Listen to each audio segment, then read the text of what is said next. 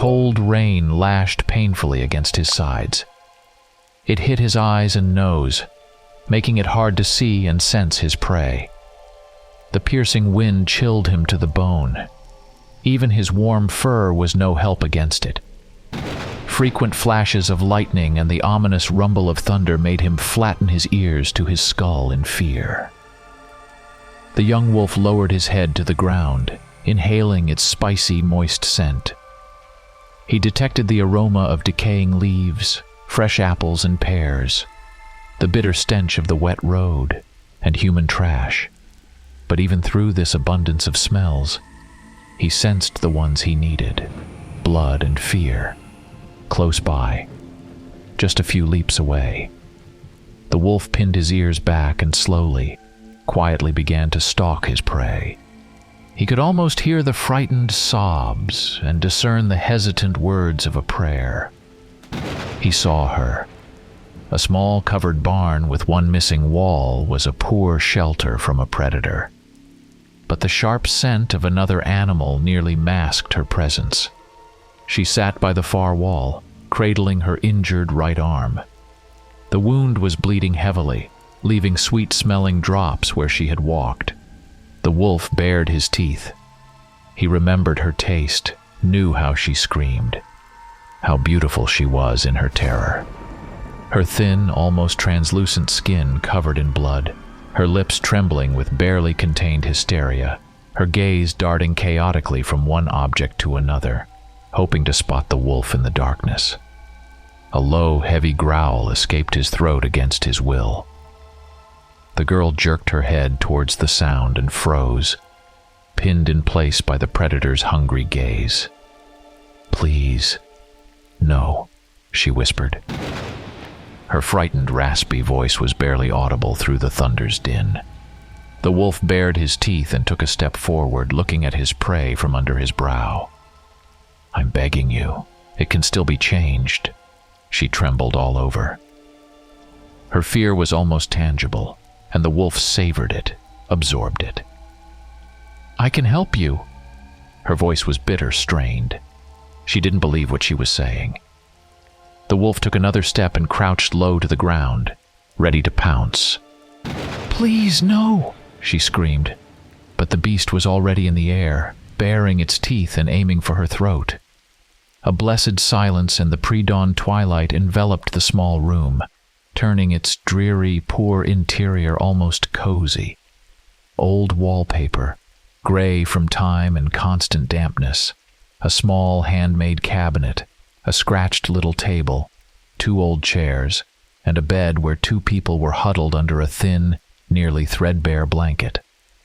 The alarm clock blared, filling the room with its hysterical wail. But the couple on the bed didn't stir. Only the girl grumbled something unintelligible and buried her head under the pillow. After a couple of minutes of the incessant ringing, she sat up angrily, rubbing her sleepy eyes. "Tim, get up, it's already 6, Lana mumbled in a hoarse voice from lack of sleep. The only response was a vague grunt. The girl glared at the ringing alarm clock, which was not on her side of the bed, and made a heroic effort to turn it off without getting up, trying not to crush her man too much. But her coordination was poor from sleep, and instead of turning it off, the alarm clock flew to the floor and screamed from there. "Damn it!"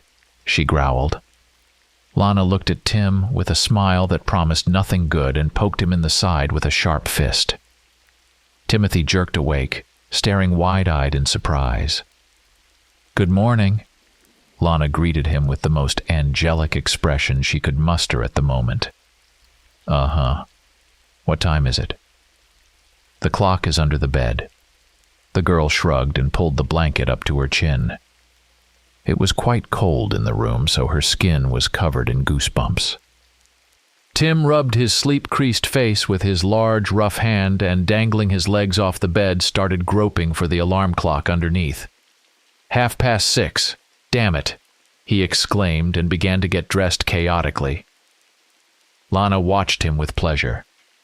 They had been together for 5 years. She knew every line, every scar.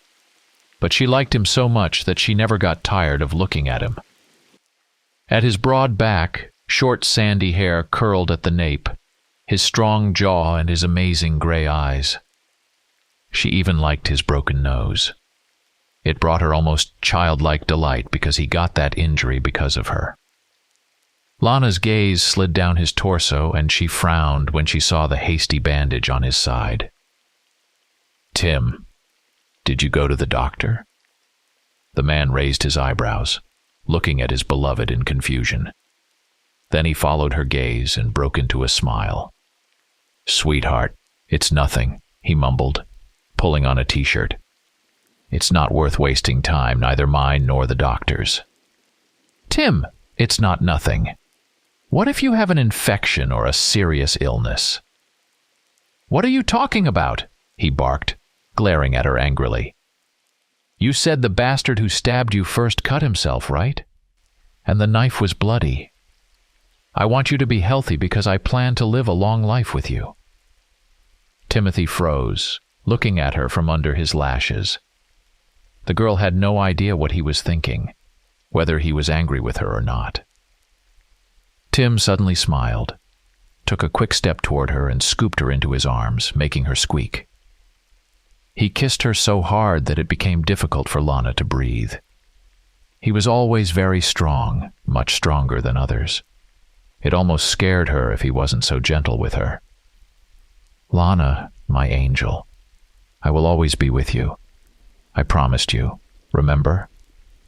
"I remember," the girl exhaled, barely aware of what she was saying. Her hands wandered over his body. Her lips kissed the tender skin at his collarbone and neck. She wanted him desperately to the point of trembling knees. But Timothy pulled away, looking triumphantly at his woman, who was wilting with desire. "I have to go to work," he said, adjusting his clothes. Lana nodded with a smile and, arching languidly, said, "Come back early today. We're meeting the guys. I'll need to get you ready." Timothy nodded from the doorway. "And go to the doctor," Lana shouted, annoyed with herself for not being more assertive. The morning sky, surprisingly clear for mid-October, was waking up. The city, with the slowness of a bear coming out of hibernation, was coming to life. Metal shutters of shops were rising. Coffee machines were emitting thick, aromatic steam. Car doors were slamming, and hundreds of faceless people were trudging to work in a gray line. Timothy placed another crate of vegetables and straightened up with satisfaction. His wounded side ached with a dull, pulling pain. The skin around it was red and unbearably itchy. Lana was right, he thought absently. I should really see a doctor. He wiped the sweat off his face with the back of his hand and pulled a cigarette from a crumpled pack. "Hey, buddy, the job's not done yet," an angry voice called from behind him. "I'm not paying you to take smoke breaks." Tim cursed under his breath, threw away the freshly lit cigarette, and turned to his boss with an unnatural smile. "Sorry, there's a lot of stuff today, and I'm alone," he began. But the chubby little man immediately interrupted him. His small, beady eyes gleamed angrily from under bushy eyebrows, and his thick, sausage-like fingers needed a handkerchief, constantly wiping away the saliva dripping from his mouth. In his face, people called him Kevin Lewis, but behind his back, no one called him anything but the walking sausage. If you can't handle your duties, maybe you should find another job? Something simpler. Tim exhaled loudly, glaring at his boss with hatred. He almost imagined his fist smashing into this bastard's nose, hearing the bones crack and the wet crunching sound. He saw him falling to the ground, rolling his eyes in horror and squealing like a girl. Then he'd kick him in the stomach to knock the wind out of him. Tim would beat him so hard that blood would splatter everywhere. Its drops would be on the vegetables, on the side of the chubby truck, on his hands, and his boss's face would turn into a bloody mess. Tim would do that if it weren't for Lana. "I'll work better, Mr. Lewis," he muttered instead, clenching and unclenching his fists. The boss grunted thoughtfully and entered the store with a self-satisfied look. Timothy watched his movements with fury, imagining ever more gruesome tortures. The anger was eating him from the inside, trying to find a way out, but the man kept it under control. "Well," he muttered, preparing to lift another crate. "Back to work." "Kid, you can't haul that alone," the truck driver said in a good-natured bass, lazily watching the grim, sweaty, and red Timothy. "3 guys loaded it into the truck in front of me." Tim looked at the man irritably and winced. He was disgustingly dirty. The driver's gray hair hung in unwashed strands to his shoulders. His worn gray shirt was covered in oily stains, and dark sweat circles were visible under his armpits. The old man's thin lips spread in a smile, revealing a row of yellow, tobacco-stained teeth. Timothy jerked the crate, ignoring his protesting muscles. Overcoming the pain, he dragged it to the storeroom and dropped it with a loud thud. His pulse pounded in his temples, his ears buzzed, and sweat poured down his face. "Well, you're a strong one, kid," the old driver said respectfully, spitting on the ground. "If you wanted, you could crush that jerk in no time." Timothy smirked crookedly. The pain in his side became almost unbearable. He could feel the edges of the wound opening, and warm blood trickling down his skin. "I'm not like that," Tim replied, hoping the old man would get bored and leave. Then he could lift his shirt and check his side. The driver lowered his head, staring at the young man with a heavy, assessing look. Timothy almost heard a low growl. Was that him growling? "Don't be so sure," the old man grumbled in a deep voice. "You're a predator, stronger, faster than the rest." "Hey, old man," Tim started irritably, cracking his knuckles.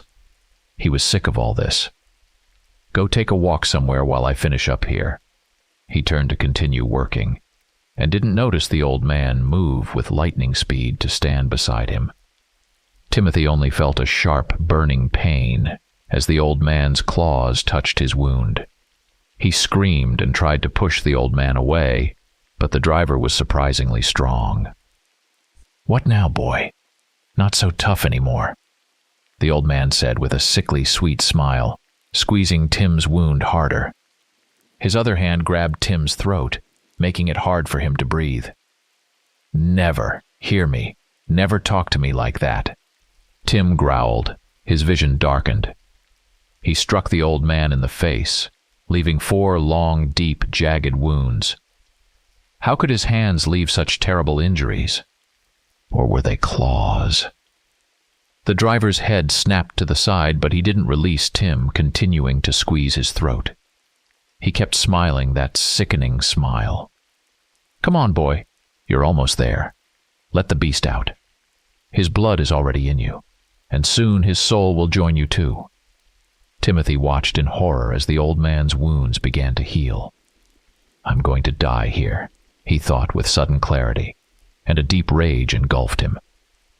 With some inhuman strength, he shoved the old man, sending him flying several meters into the side of the truck, leaving a deep dent. Tim gasped for air, trying to get enough oxygen into his lungs, but then he doubled over in pain throughout his body.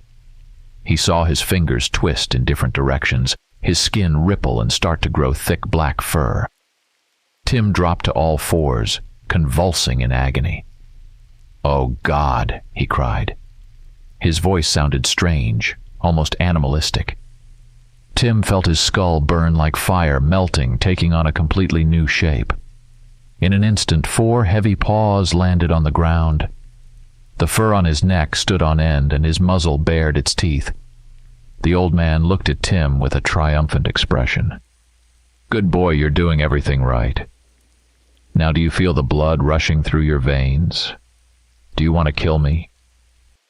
Tim growled and shook his head. The smell was so delicious. Blood, living flesh. He was so hungry. The wolf took a step to the side, circling the old man. The driver grinned and spread his arms wide in invitation. Laughter bubbled from his mouth. He was happy. What was he happy about? The beast crouched and, pushing off the ground with all four paws, leaped at the old man. His fangs sank into the throat, tearing the soft, pliant flesh. Blood gushed from the severed artery, splattering the wolf's muzzle. The old man twitched in agony but continued to laugh with a horrible gurgling sound. The beast shook its head. There was a crunch of breaking vertebrae, and the driver finally fell silent. The wolf released the throat of his victim and bit into his stomach. With a contented growl, he began to gnaw on the old man's innards. Suddenly, the beast felt he no longer enjoyed the sensation of blood in his mouth. He shook his head and saw his hands, normal human fingers, only smeared with blood. Tim stood up, horrified at the sight of the corpse. He ran his hand over his face and felt a wave of nausea. He vomited blood and chunks of meat. Timothy took a step back and ran to the storeroom, where there was a small tap dripping water.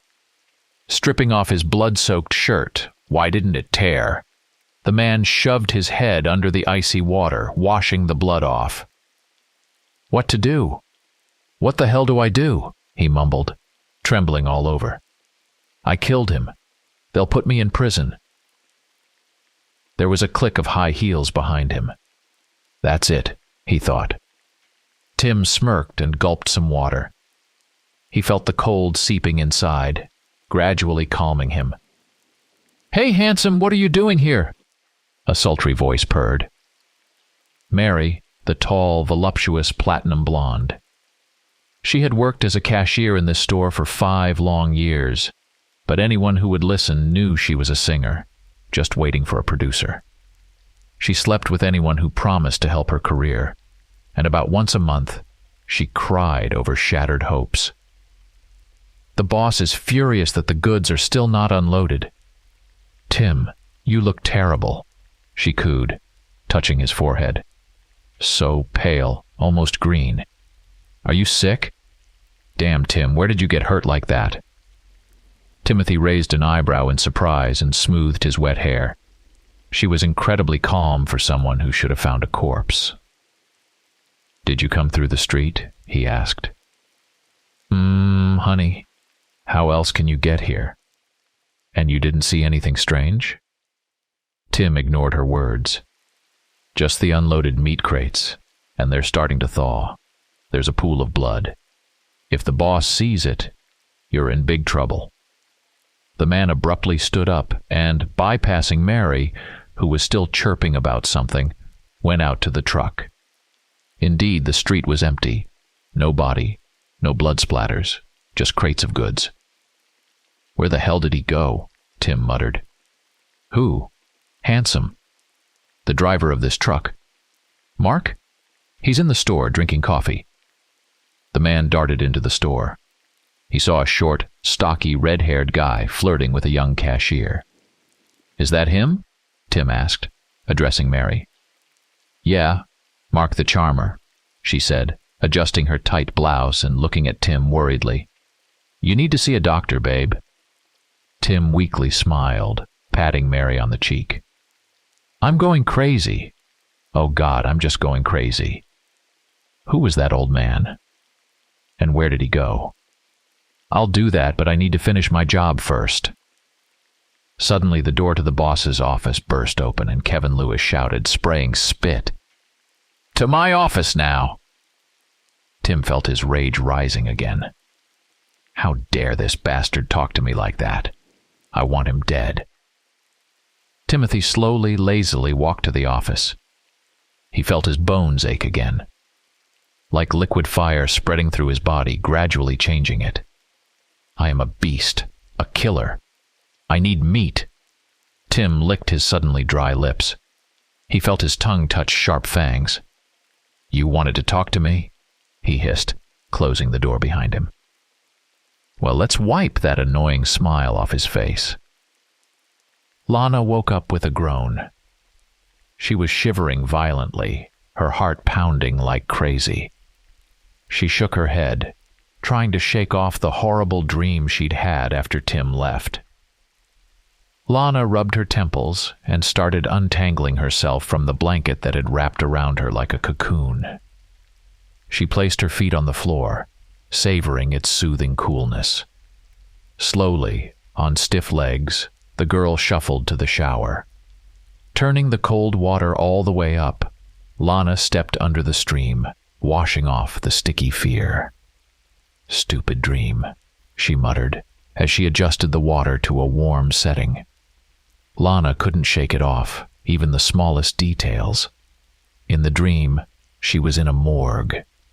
Blue tiles on the floor and walls, bright electric light, and thank God, empty gurneys. She was playing cards with a strange, grim figure in a black hooded cloak. With death? She saw the bony fingers deftly laying out the cards, small white worms crawling out onto the prep table from the sleeves. They were playing for life. And she lost. What now? "Am I going to die?" Lana asked.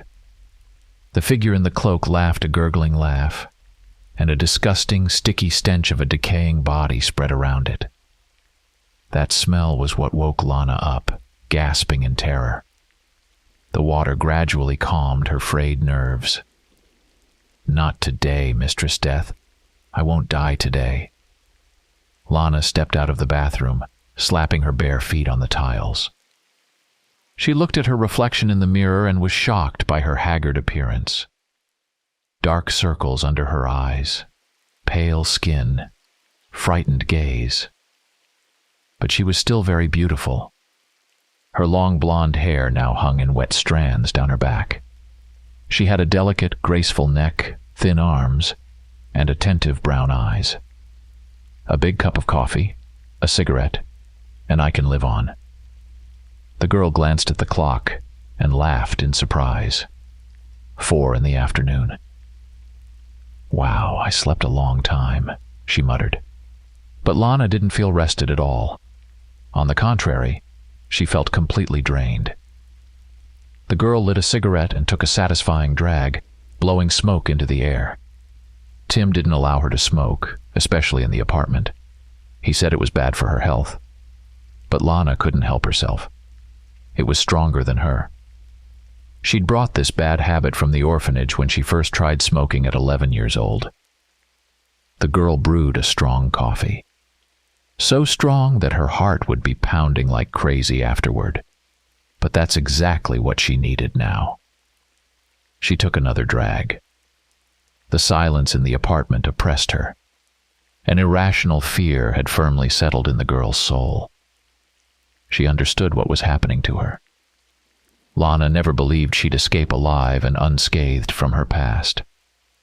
She had a good job, a beloved man, an apartment, small, but it's very cozy. Recently she'd feared that whoever measured out happiness would realize she'd received too much and decide to exact a terrible punishment. Damn it. Enough self-flagellation, she thought. She deserved all this and even more. The sudden ring of the phone made her jerk sharply. The cup with the scalding drink slipped from her hands and shattered on the floor. Brown liquid spread across the floor. "Damn," Lana groaned. It was her favorite cup. She took a step back, and a shard pierced her bare foot. Hissing in pain, Lana hobbled to the ringing phone. "Hello?" she barked irritably.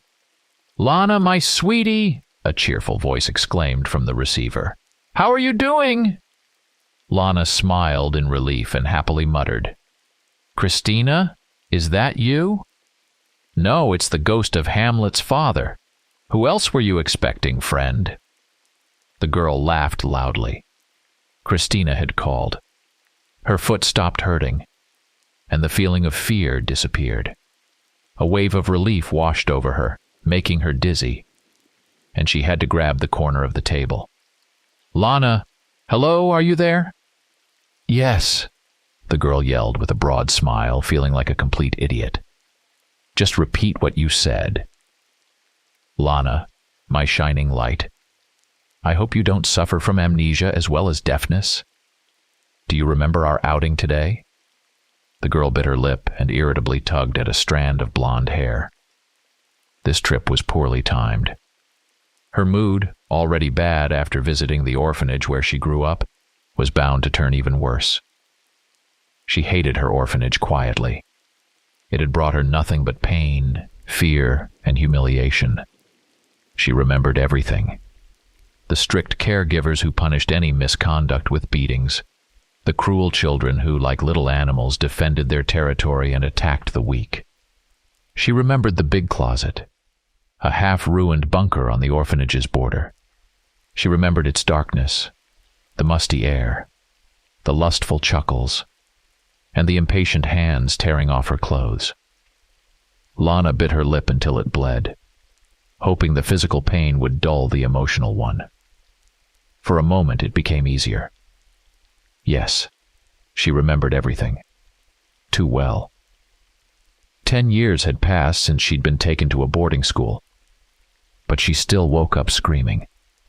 Lana would never have returned to that place if Christina, her bosom friend and blood sister, hadn't said they needed to face their fear. And Lana agreed, not for herself, but for Christina, who had suffered more, but not today, not after this dream. I remember, but, she began cautiously, and was interrupted by her friend's angry exclamation. We are going there. Period. Besides, Steele will take us. Lana raised her eyebrows in surprise. Steele? What's that all about? He's my new man, Christina purred coquettishly. A hunk, strong, a god in bed. Yeah, but why Steele? I don't know, and I don't care. The main thing is he doesn't talk much and has a car. So we'll pick you up around 6. Be ready. Christina rattled off and quickly hung up before her friend could object. Lana laughed and twirled on her heels. All right, clean up the kitchen quickly before anyone sees this mess, and write Tim a note saying I went to the orphanage. He'll be thrilled. Lana could almost see her man frowning, pacing nervously, waiting for her return to hug her and say, Everything's fine, sweetheart. Everything's fine. The girl mopped up the coffee in her blood, glancing nervously at the clock. Every second brought her closer to the appointed time. Almost 6, time to leave. But before that, she darted to the bedroom, reached under the mattress and pulled out a folding finish knife.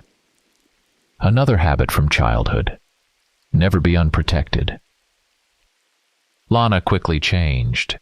She winked at her reflection, hoping it would capture her happy image and keep it until she returned. A smile was just what she needed now. So much pain. Muscles burned like fire. I died. Now the saints will open the gates of heaven to me, and I will stand before God. Or I'll end up in hell. But how can there be so much pain after death? Tim opened his glued eyes and immediately squinted.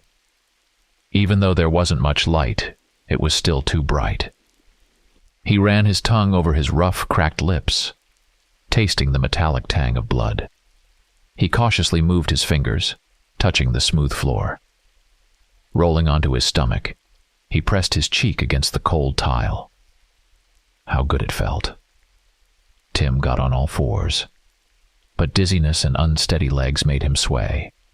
Cursing, he stood up and looked around. "Honey, I'm home!" Tim laughed nervously, seeing the familiar curtains in the familiar kitchen. How did he get here? The last few hours in his memory were like a black hole. The events at work, after the old driver showed up, merged into one dark stripe. Only vague memories flickered in his brain like falling stars across a night sky. Tim remembered his rage, anger, horror at what he'd done. But what he did remained in the dark. The man didn't understand how he got home, and in someone else's clothes. The oversized jacket hung on his shoulders like a sack. The short pants exposed his ankles. The house was comfortably quiet, water dripping from the tap. But Lana wasn't there. He could still smell her scent, touched the kettle and felt its warmth. She'd been home recently, drinking coffee and smoking her cheap, stinky cigarettes. "Where are you, love?" he murmured. He wanted to see her, touch her skin, bury his face in her hair so she could calm him, soothe him. Bite a piece of her flesh, taste her meat, savor the sweet taste of her blood. Her scent was everywhere, disgusting, alive, enticing. She had warm fingers. She touched his head, tearing it apart with her nails, driving them into his brain. Tim shook his head, trying to chase away the horrific thoughts. What was he thinking? It was impossible. He didn't want to hurt her. Not at all. He just wanted to see fear in her eyes, sink his teeth into her. Timothy shuddered all over. He yanked his hair hard. The pain briefly drove the insane thoughts from his mind. He couldn't kill Lana. She was his woman, part of him. Hurting her meant hurting himself. But how he wanted to tear her to pieces, play football with her pretty head. He was losing his mind. That was it, the answer. It was that simple. "It's not as simple as it seems," a voice said behind him. Tim whirled around and growled. "The old driver he killed. I killed him." Tim backed up in horror, bumping into the fridge door. He remembered his transformation. He was a wolf. Strong, vicious, hungry, and he tore the old man to pieces. "What did you do to me?" The old man, who had been picking his teeth with a stick, raised his eyebrows in surprise, and Tim thought he would faint. Instead, the man whined quietly and tried to blend into the fridge door. The old man's cheek was torn off, and his right eye socket was empty. The eye had oozed out and hung on remnants of muscle somewhere at chin level. His dirty work jacket was covered in red-brown stains. Tim felt something sharp dig into the skin of his palms, his own nails. The old man, looking like a magician, got up from the stool and opened his jacket. Tim was seized by a terrible spasm, and he vomited straight onto the kitchen wall. The driver had no insides. Where his stomach should be was a neat hole with jagged, chewed edges, and the stick he used to pick his teeth was a bone shard. "This is a dream. Just a dream.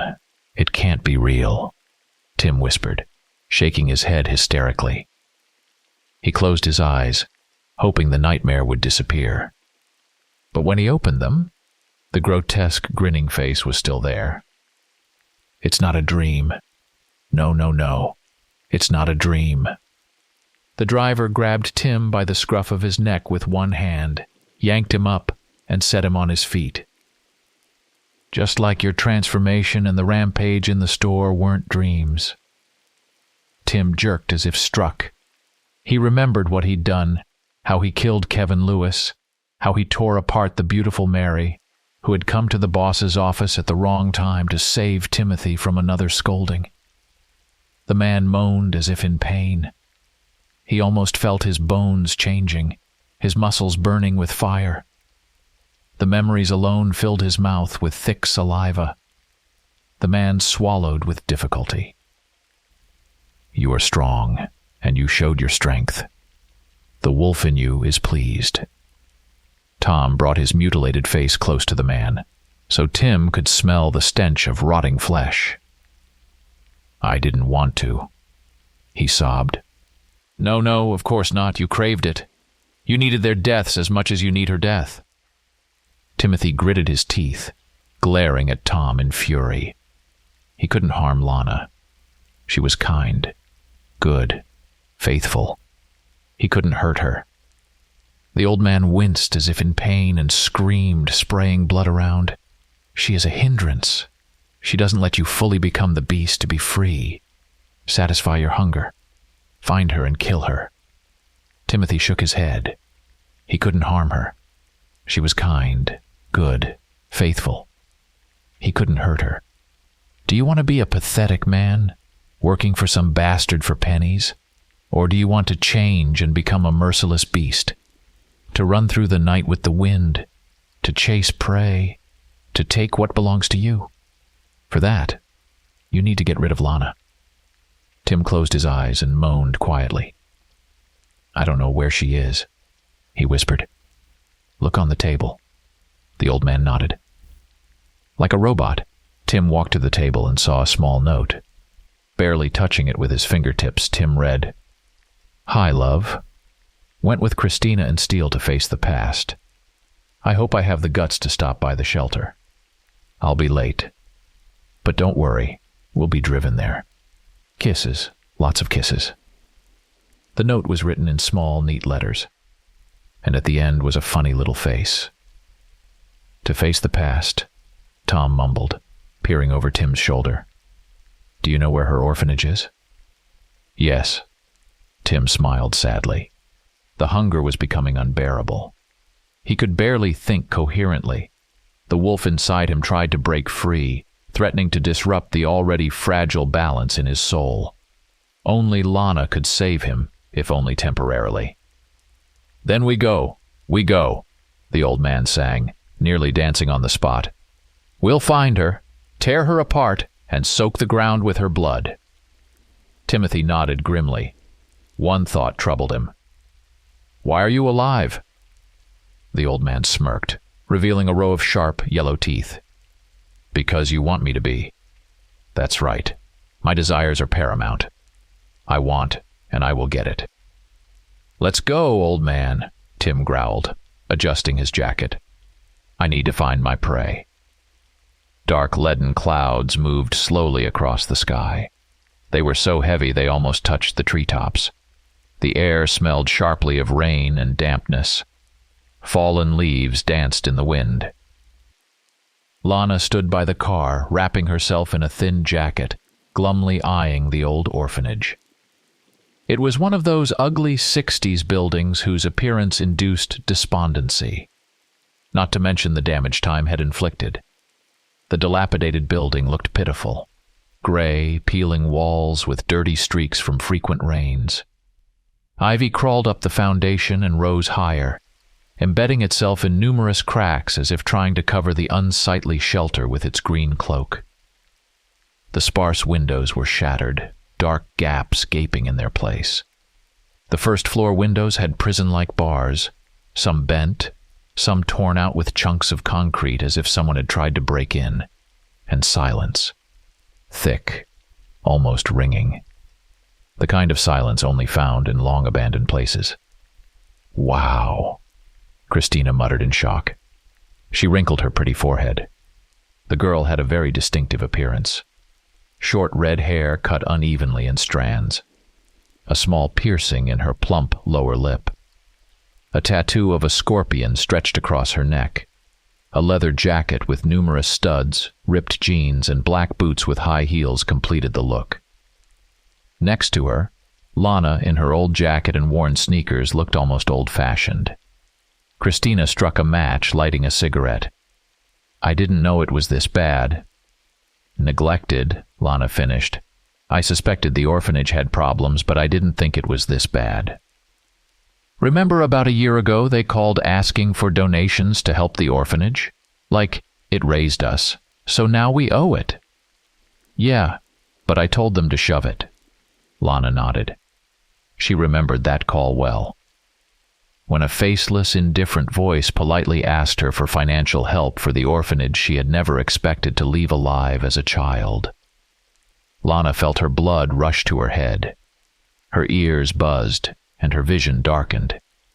She leaned against the wall because her legs no longer supported her.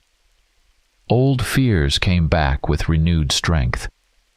The girl muttered that Lana Marini had never lived there and they had the wrong number. Then she hung up and didn't answer the phone for 3 days, fearing to hear that voice again. So did I. But I didn't know things were this bad. Christina nodded at the half-ruined building.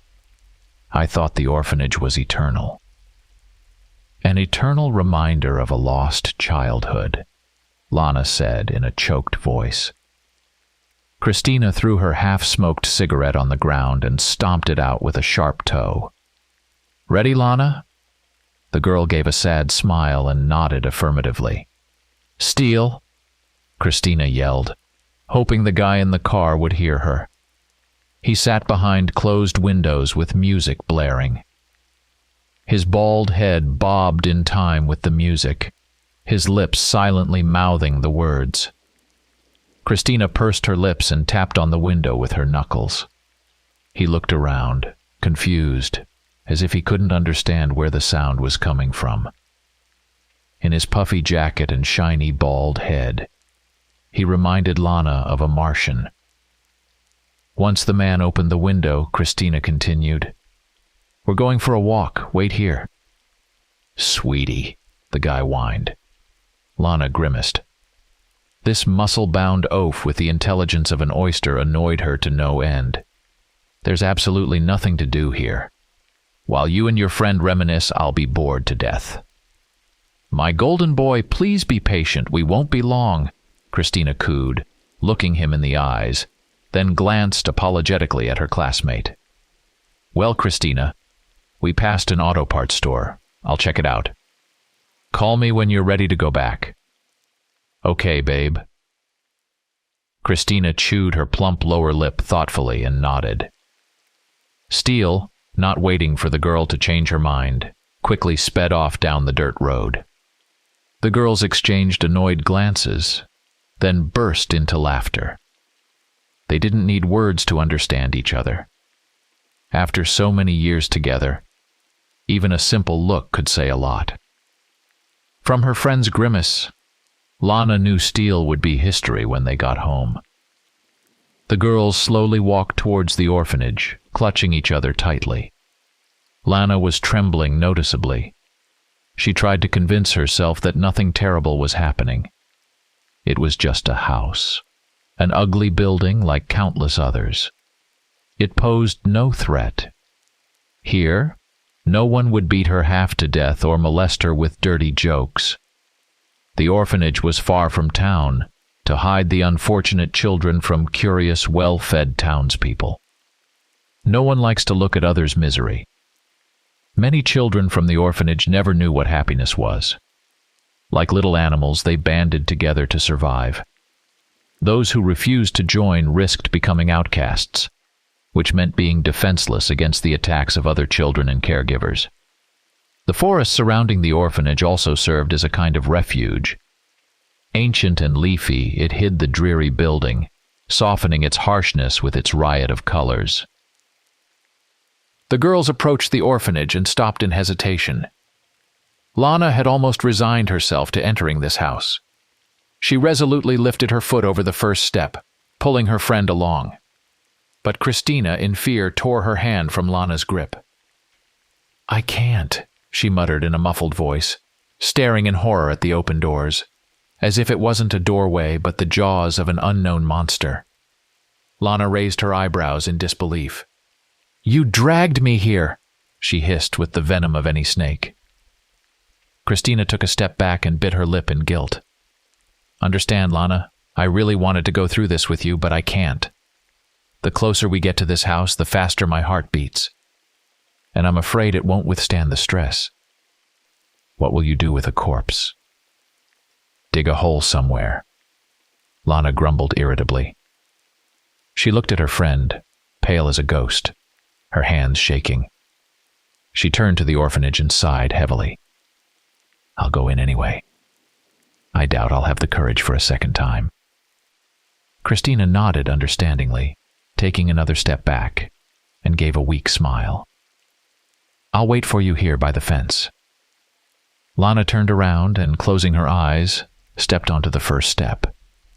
And the world didn't end. The floors creaked underfoot, and the railing she grabbed was rusty. The world continued to live. Birds chirped happily, and the sky frowned, anticipating rain. Carefully stepping, Lana walked onto the first floor. Scraps of newspapers, broken furniture, and an untouched layer of dust lay around. The girl was glad the orphanage was far from the city. Otherwise, addicts would have claimed the place. But it was just dirt and memories. Unpleasant, but not frightening. Lana walked towards the staircase leading to the second floor. She touched the wooden railing, surprised that it hadn't been torn away during the movie. The second floor was as neglected as the first. Only the windows weren't broken, so the air was heavy and musty. The girl approached the door where she once lived with 9 other girls. She gingerly grasped the dirty door handle of the rickety door and was about to pull it when a sharp, piercing groan made her jump in surprise. Spinning on her heels, Lana ran to the window and swore softly. Christina had grown tired of waiting by the house and had moved to the playground, swinging on the creaky swings against the backdrop of the dark, heavy sky. Lana turned away from the window and yanked the door open as if ripping off a bandage from a healed wound. A musty smell hit her nose from the long, unventilated room. It's strange how quickly air spoils in abandoned houses. No one breathes, so there should be plenty of oxygen, but the air becomes stale. Lana stepped into the room, kicking up a cloud of dust, and sneezed loudly. She wiped her eyes clear of dust and rushed to the window. Throwing it open, she inhaled the fresh evening air with pleasure. Turning around, she looked over the room. Dust particles danced in the empty space. No beds, no nightstands. Empty. Lana closed her eyes and let her memory guide her. Taking 2 steps, she stopped and crouched down. The girl pulled it back, revealing a concrete floor with a small wooden hatch in the center. She ran her fingers over the rough wood, touched the cold metal latch, and drew her hand back as if burned. Should she pick at the wound? She'd already reopened it by returning to the orphanage. Was it necessary to dig deeper? Bitterly smirking, the girl pulled out the knife and slid it into the thin gap, praying the blade wouldn't break. Slowly, as if reluctant to part with its secrets, the hatch gave way. The underside was scratched with inscriptions. These were the names of the girls who lived in the orphanage at different times. Real names didn't stick in the orphanage, replaced by often humiliating nicknames. Some children got so used to them they often forgot their original names. Ignoring the dust, Lana sat on the floor and reached into the niche. She pulled out a thick, worn notebook. Sighing deeply, she opened the first page and bit her lip to keep from howling. 5 disheveled 12-year-old girls smiled mischievously at her. Identical gray dresses, hair in messy braids. They could have been sisters, but were much closer. Best friends, brought together by common misfortune. They lived in this room for 2 long years until an even greater disaster struck. Olivia Thompson, Catherine Novak, Maria Anderson, Christina Carpenter, and Lana. The first 3 died, the latter 2 still tormented by the horror that gripped their souls with steel tongs. And it was all the fault of a pedophile maniac who kidnapped the girls and dragged them to the big closet. He raped and beat them for 3 days until someone from the orphanage thought to look for the missing children in the bunker. But it was too late. Olivia died from the torture. A week after the rescue, Catherine slit her wrists in the bathroom. They found her on the white tiles in a pool of blood. Maria didn't last long either. Once beautiful and cheerful after the closet, she became a lifeless shell of her former self, her face disfigured by the maniac. He slashed her mouth from ear to ear, opening the flesh in a grotesque grin. "Glasgow smile," the doctors whispered as they examined her. They found her on the concrete outside the hospital. Her gray eyes stared at the sky in disbelief. Her right arm was twisted at an unnatural angle, bones protruding from her legs. And her face was frozen in a horrible smile, stitched with black thread. Blood was everywhere. A crimson lake of blood. The arriving detective tiredly concluded it was a suicide. Lana and Christina were lucky. They were a bit stronger than their friends and managed to survive the horror. Now, scars all over their bodies and an unhealed wound in their hearts reminded them of that time, and a burning sense of guilt. That's what troubled Lana most of all. The girl woke up every night from dreams where she cut Catherine's thin wrists with a blade, pushed Maria off the hospital roof. She couldn't help persuade, save them. Lana whimpered quietly. The pain of memories flooded her anew. They flared in her mind, leaving raw, screaming nerves in their wake. "Forgive me," she screamed, pounding her fists against the concrete floor. "Forgive me, it's my fault." The girl gasped for air, her eyes filled with tears. Lana had cradled her grief all this time, burying it deep in her mind to keep it from breaking free and destroying the fragile sense of well-being she had built for herself. Lana cried, smearing tears and dust together. Exhausted from her hysteria, she lay on the floor, feeling its enveloping coolness. Outside, the rain began to pour. Heavy drops drummed against the windows, splashed into the room. Water pooled on the floor, sending out a few tendrils. One reached Lana, soaking her sleeve. She looked at the window indifferently, not moving. Evening had long set in, and the gray sky turned threateningly black. It spewed rain and lightning. The horizon disappeared, earth and sky merging. Who said hell is hot? Watching the raging elements, one might think hell is wet and cold. Lana sat up. There were no more tears, but she hadn't obtained forgiveness. The girl tilted her head, glancing at the hatch once more. Near the carved names of her friends, Lana noticed a dense web. She carefully, with disgust, removed it and froze, reading the words, "Friends, no matter what." A letter from the afterlife, she snorted irritably. Then she burst into laughter in relief. No matter how unreal and melodramatic the situation seemed, she felt forgiven, at least by herself. Standing in the middle of the room, she recited a prayer. She picked up the notebook, the knife, and left the corridor, determined never to return to the orphanage. Suddenly, a piercing, shrill scream made her shudder. It was so loud it pierced through the noise of the raging storm. "Christina," she whispered in a trembling voice. Lana bolted down the stairs, risking falling and breaking her neck, and burst outside.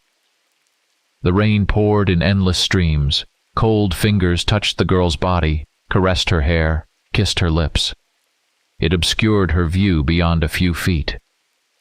Lana looked around for her friend, nervously biting her lip. "Christina!" she shouted, straining her eyes to the point of pain. Getting no response, she ran through the slippery leaves around the orphanage to the playground. The rusty swing still swayed as if someone had just jumped off. Frantically looking around, Lana slowly approached them. The knife in her hand gave her an odd sense of calm. She was ready to kill anyone who had made Christina scream like that. If only she had the chance. She crouched beside the swings, holding them steady. 2 tracks led from them in the ground as if Christina had been dragged, her feet digging into the earth. Lana followed the tracks and cursed. A few meters away, an entire heel lay on the ground. No, it wasn't just torn off. It had been ripped out entirely. Lana understood there were only 2 places they could have taken Christina, the forest or the old bunker. But she felt she had to go to the big closet. She swallowed hard, her mouth dry from fear, her eyes darkened. The girl shook her head, hoping to chase away the sticky terror. "I could call for help. Someone will come and save Christina," Lana thought, stepping back. "But who do I call? There's no one for miles. Even that idiot Steele drove off. Maybe it's him? He decided to scare Christina and miscalculated, not knowing how on edge she already was." Lana liked that thought so much she almost ran to the road to confront the misbehaving lovers. But there was one problem. When she ran out of the orphanage, there was no car on the road. So it had to be the bunker. Lana felt that time was running out for her friend, but she couldn't force herself to enter the closet. The girl closed her eyes and took a step toward the bunker. "You can't leave her here," she told herself. "You just can't." Lana saw a small hill covered in moss, with a massive wooden door at its base. The earth around it was freshly disturbed. Moving in slow motion, she approached the bunker and froze at the entrance. Rain and wind lashed her face, but she saw bloody handprints on the doorframe that the downpour hadn't yet washed away. She leaned over the opening, listening to the darkness, but she heard nothing.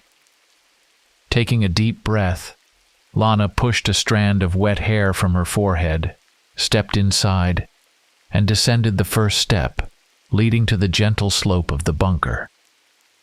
Gripping the knife tightly, she took another step. Only 15 steps to the bottom. Lana almost saw the unknown assailant lurking in the darkness of the big closet, waiting for his next victim to walk into his hands. She felt too visible, and knew she couldn't rely on the element of surprise. Suddenly, her foot slipped on the wet step, and she nearly tumbled down. Grabbing the wall, she managed to stay on her feet. Her fingers sank into the cold, sticky mud, and she yelped in surprise. How cold-blooded must the attacker be to not react to the noise she made? Or am I wrong and there's no one here? Lana decided to go to the end, just to be sure. Stepping onto the dirt floor of the bunker, she looked around. She was surrounded by thick, moving darkness. It seemed alive, trying to envelop her, consume her. Lana felt her heart pounding, blood rushing through her veins, the sound roaring in her ears, pulsing in her temples. Her hand, clutching the knife, cramped up, and Lana switched it to her other hand, dimly understanding that this further reduced her already slim chances of survival. Suddenly, small, quick legs scurried up her leg. With a full-body shudder, Lana stepped back and tripped over something, falling painfully to the ground. The impact knocked the wind out of her, and for a moment she couldn't breathe. But when she finally did, Lana smelled a faint, sour scent. Blood. The girl reached into her pocket for her lighter. The small flame in her hand cut through the darkness like a thin knife. Lana turned toward the object she'd tripped over and whimpered. 2 gray eyes stared at her sightlessly. So familiar, so dear. "Christina," she whimpered softly, shaking her friend by the shoulder. The lighter grew hot in her hand, burning her fingers, and she dropped it to the ground, plunging back into darkness. "Please say something." Lana grabbed her friend and laid her in her lap. Christina didn't move, her arms hanging limply. Warm blood pooled on Lana's legs. The girl found her friend's carotid artery and froze, trying to feel a pulse. She counted to 10, but felt nothing. She howled, not caring about the killer lurking nearby. She grabbed her friend under the arms and dragged her to the light. "I'm not leaving you here," she hissed. "We didn't stay back then, and I won't leave you now." Sweat poured from Lana's body.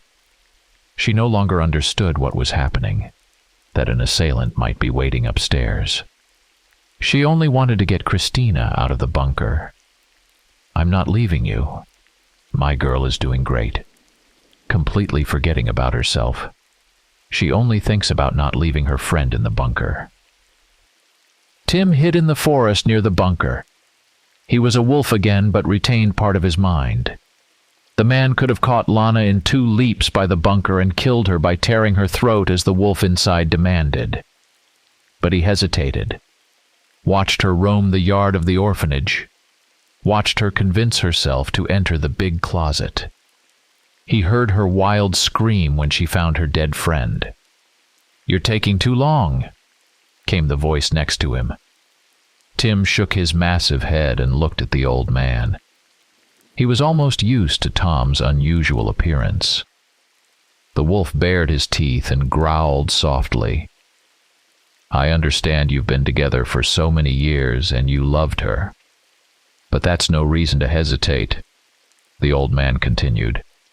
He sat on the ground, enthusiastically catching and eating various bugs and worms. "Trust me, if she had the chance, she wouldn't wait a second." The wolf growled again and snapped his teeth close to the old man's hand. Tom just shrugged and muttered, "As you wish." "Yes, as I wish. She will die. But first I want to see fear, madness, rage in her eyes. I want to know what the maniac who trapped my girl in that terrible closet felt and saw. And only then will I kill her." The wolf lay his head on his paws and patiently waited for his prey to emerge from the bunker. He felt nothing, no joy, no anger, no love, only hunger, insatiable, devouring him from within. And the desire to kill. Lana's hunched, tense figure appeared at the door. The girl jerkily dragged her friend's lifeless body. Each step took enormous effort. She panted, gasping for air like a fish out of water. Sweat streamed down her pretty face, mixing with dirt and Christina's blood. In Lana's eyes was boundless grief. Dragging the body far enough from the bunker, she collapsed beside it, exposing her face to the harsh rain. Several moments passed, and she still didn't move, staring blankly into the distance. "She lost her mind from grief," the old man said with satisfaction. "Now you can't have any fun with her." Tim turned and bit him on the leg, tearing off a chunk of flesh. His mouth filled with the bitter taste of rot. The wolf spat in disgust and bared his teeth.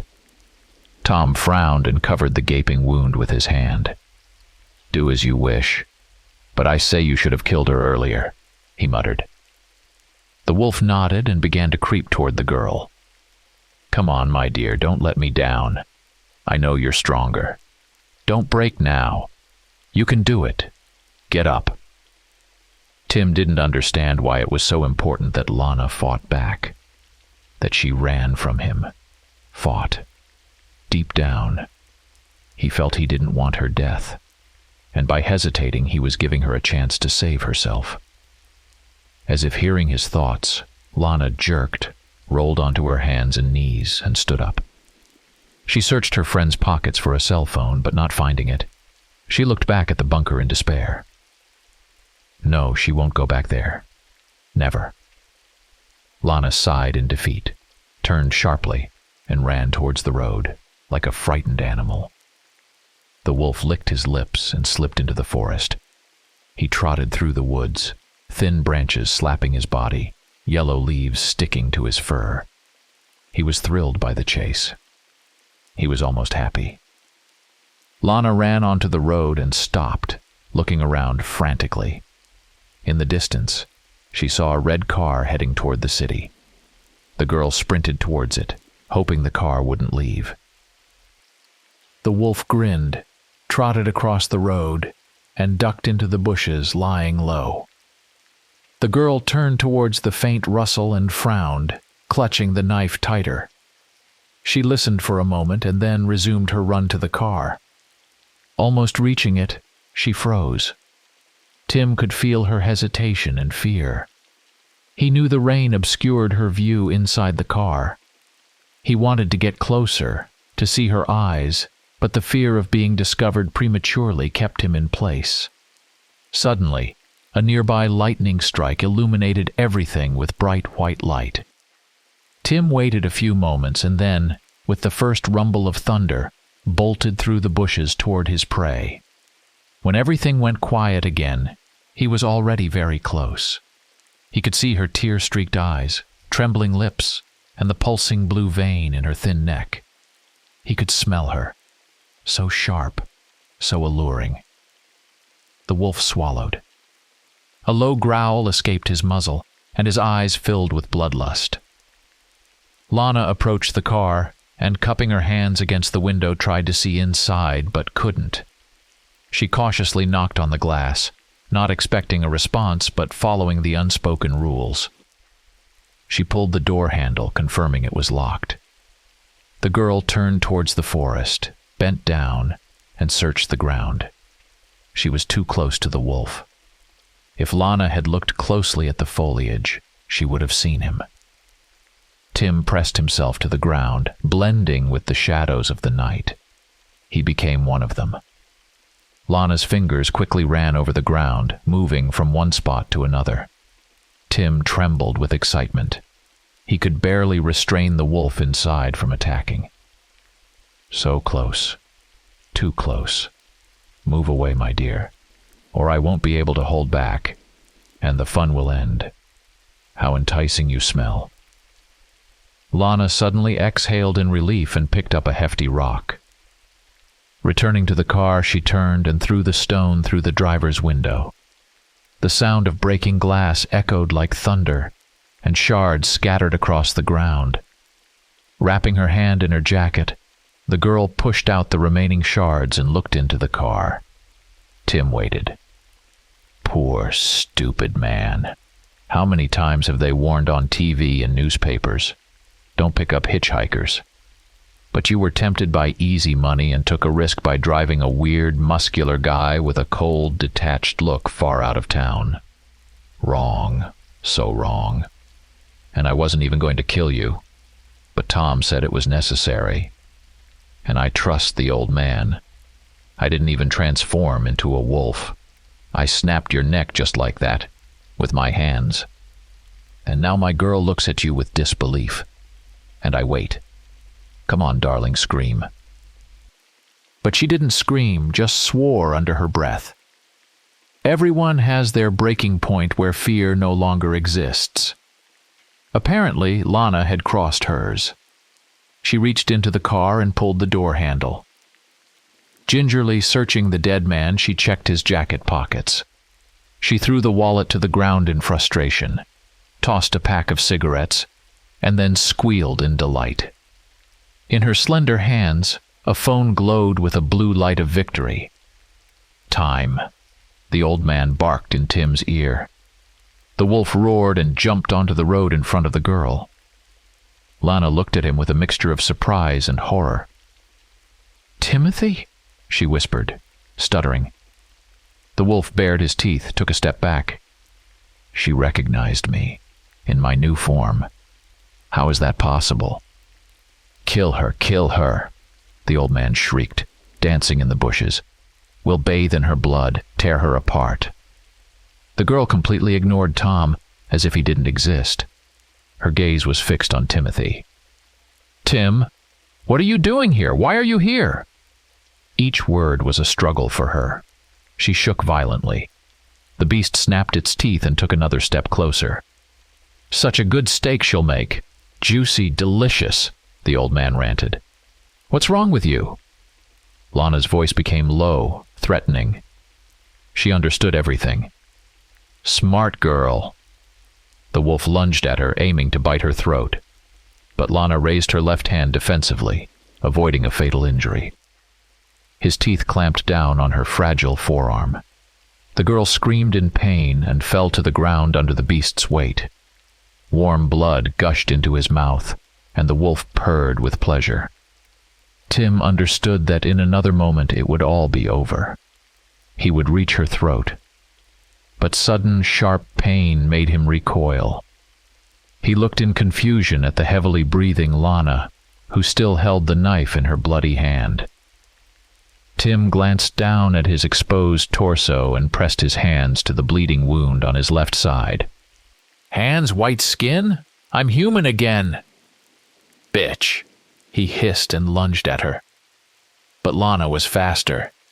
She jumped to her feet and ran into the forest, disappearing in the foliage. Tim writhed in pain on the road. Rain mixed with his blood, running in red rivulets onto the asphalt. "I told you, you should have killed her earlier," Tom croaked nearby.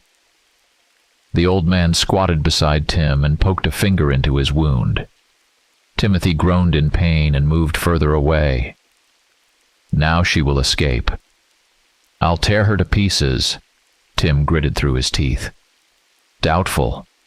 You're wounded and she ran away. I'll catch her and sink my teeth into her. She has a cell phone. She'll call the cops. I'll have time to satisfy my hunger." The old man raised his white, cloudy eyes to Timothy and said, "Then hurry. My body is changing again. It's taking the form I need. I am the wolf, the predator, the beast. My girl won't escape. I know her scent. I remember her taste. I will find her."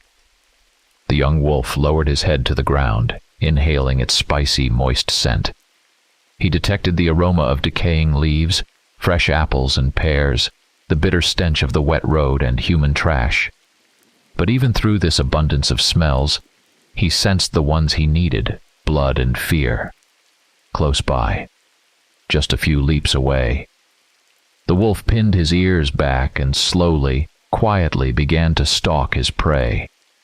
He could almost hear the frightened sobs and discern the hesitant words of a prayer. He saw her.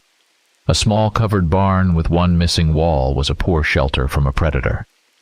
But the sharp scent of another animal nearly masked her presence. She sat by the far wall, cradling her injured right arm. The wound was bleeding heavily, leaving sweet-smelling drops where she had walked. The wolf bared his teeth. He remembered her taste, knew how she screamed, how beautiful she was in her terror. Her thin, almost translucent skin covered in blood, her lips trembling with barely contained hysteria, her gaze darting chaotically from one object to another, hoping to spot the wolf in the darkness. A low, heavy growl escaped his throat against his will. The girl jerked her head towards the sound and froze, pinned in place by the predator's hungry gaze. "Please, no," she whispered. Her frightened, raspy voice was barely audible through the thunder's din.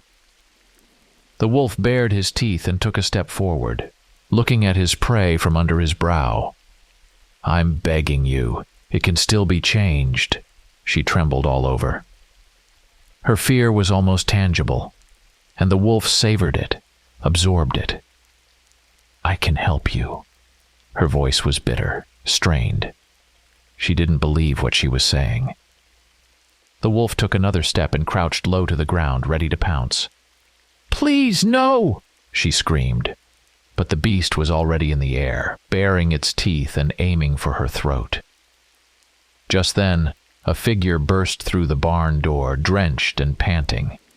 Steel. The wolf, Tim, snarled in frustration, momentarily distracted by the new arrival. Lana seized the opportunity and bolted for the barn's exit. Tim lunged at Steel, but Steel was quick, sidestepping the attack. He grabbed a pitchfork from the corner and thrust it forward. Tim snarled, his eyes blazing with fury. Lana, heart-pounding, ran towards the parked car, Steele's car. She could hear the sounds of the struggle behind her, the snarls, the grunts, the sound of claws against metal. She fumbled with the car door, her hands slick with rain and blood. Finally, she managed to yank it open and threw herself inside.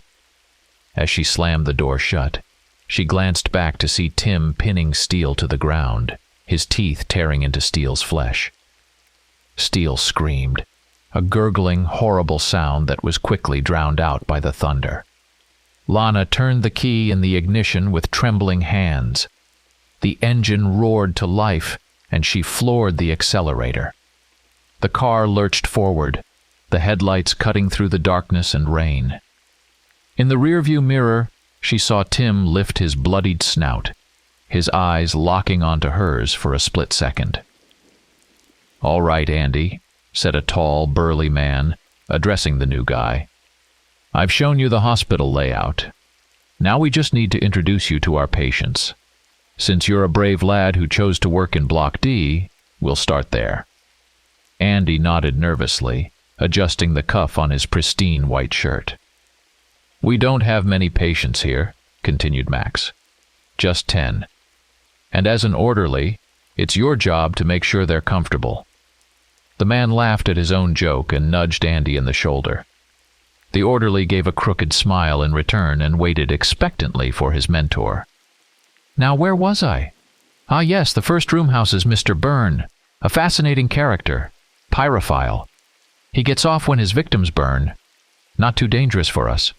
Just don't bring any matches. Room number 2, that's Johnson. He killed his wife in a fit of jealousy. Then he went next door and killed his neighbor. Then another woman, and another. In total 12. He claims they were all his wife, harmless to men. They approached the third door. It was a massive metal construction with numerous locks and a small window. Andy noticed Max's demeanor changed.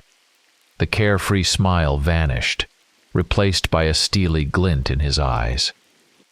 And here lives our beast, the most dangerous psycho in the entire hospital, incredibly strong and just as ruthless. Suffers from obsessive-compulsive disorder, manic episodes, split personality. What did he do to end up here? Andy asked quietly, pointing to the steel door. 5 murders in one day. Cannibalism. He ate them. The intern felt his stomach churn. Yes, Max answered calmly. He considers himself a damn werewolf. In the morning he killed his boss and a colleague. That same evening he killed another girl and 2 guys. How did they catch him? His girlfriend managed to call the cops. They traced the cell signal and managed to catch this beast in the woods. I'm still surprised they didn't kill him on the spot. They say he gutted his victims like rabbits. Their entrails were scattered everywhere. Andy swayed and leaned against the wall for support. So the rules are, enter his room in 3s, you, the doctor, and another orderly. Prepare syringes with meds in advance. No sharp or cutting objects. If you hear him growling, howling, or talking to someone, grab the doctor and get out. Is he really that dangerous? The guy who worked before you? Do you know what happened to him? Max asked. Seeing Andy shake his head, he continued, That beast bit off his nose, just with his teeth. Andy closed his eyes, trying to control his fear. Working in a psychiatric hospital no longer seemed like such a good idea. And who does he talk to? His imaginary friend, Max chuckled sadly. He calls him the Old Man. The intern stared at the massive door in shock. His mind couldn't process the horror committed by the man inside. Andy took a step forward and pressed his face to the small window, trying to see pure evil. All he saw was a large, emaciated man, muttering to himself and gnawing his fingers until they bled.